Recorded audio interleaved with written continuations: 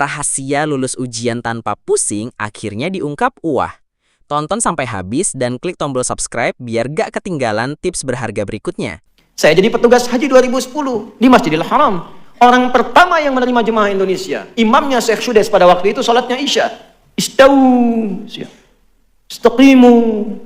Allahu Akbar. Alhamdulillahi Rabbil Alamin. Komen jemaah samping saya. Iki imamnya Muhammadiyah ya. Saya nggak jadi takbir. Muhammadiyah cabang Masjidil Haram.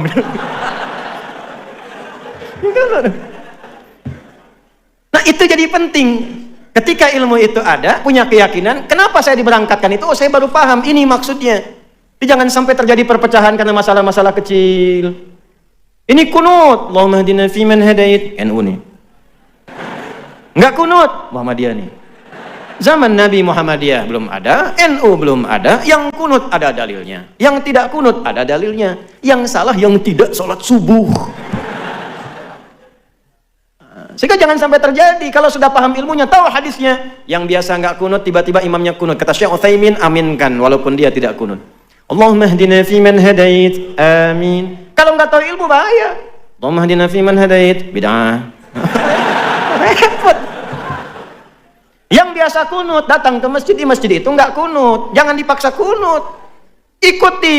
Innama ju'ilal imamu liyutamma bihi. Imam dijadikan untuk diikuti. Fa qiraatul imam qiraatul ma'mum. Bacaan imam sudah mencakup makmum. Kalau sudah sami'allahu liman hamida rabbana walakal hamd, tidak kunut dia langsung sujud, ikut sujud.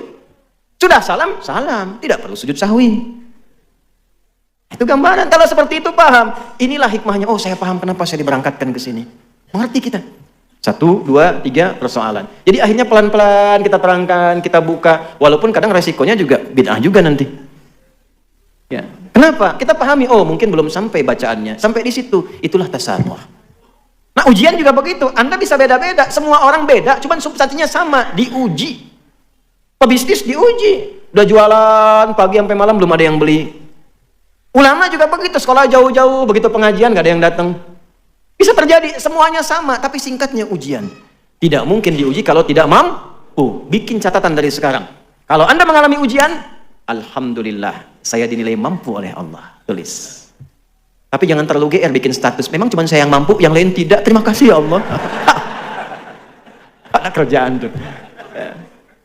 Belum selesai sampai situ. Karena ujiannya akan dijalani. Nah kemudian bagaimana prakteknya? Sudah ada itu, ada semangat. Maka pindah ke Quran surah Al-Insyirah. Surah 94. Alam nashrah. Wa wada'na alladhi anqadha dhahrak wa rafa'na fa inna ma'al fa idza wa ila. Apa artinya insyirah? Lapangan. Bagus. Kalau nggak ada hadiahnya semua pengen jawab cepat tuh. Memang luar biasa. Insyirah itu sesuatu yang lapang dan luas, lebar. Kenapa surat ini muncul? Al-ibratu bi umumil lafdhi la bi khususis sababi. Tidak khusus saja kisah tentang asbabun nuzulnya, tapi pesan besarnya keumuman lafadznya untuk kita. Perhatikan baik-baik, ini poin pentingnya. Bapak Ibu sekalian, ketika kita diuji, kunci paling besar perannya ada di sini, di hati. Ini yang mengendalikan. Fisik kita hanya mengeksekusi. Kalau hatinya bagus, semua ujian itu ringan. Tapi kalau hatinya jelek dan sempit, sekecil apapun ujian terasa besar. Maka ayat ini ingin memberikan satu panduan kepada kita, lapangkan hatimu di setiap saat, sehingga masalah apapun yang dihadapi jadi kecil. Anak muda datang kepada seorang kiai konsultasi. Saya sampaikan kisah ini pada presiden di masa lalu ketika sedang gundah. Dan ikut tausiah saya sampaikan, alhamdulillah setelah itu cerah. Fadilah Quran. Datang seorang anak muda ke seorang kiai, kusut wajahnya. Dia ingin mengadukan masalah. Dibawalah oleh kiai itu ke satu danau yang lapang. Kiainya bawa gelas, bawa garam. Jadi yang satu bawa gelas, satu bawa garam, satu genggaman. Sudah tiba di samping, kata kiai itu, coba ambil air dari danau itu, ambil. Lalu diisi oleh kiai itu dengan setengah genggam dari garam. Minum. Oh, itu asin, minum dulu. Begitu diminum, betul asin. Dia muntahkan airnya. Lalu yang kedua, sisa setengah garam itu dilemparkan oleh kiai tadi ke danau tadi, yang airnya segar. Sekarang ambil lagi yang baru, diambil, minum. Bagaimana rasanya? Segar. Itulah keadaan hatimu.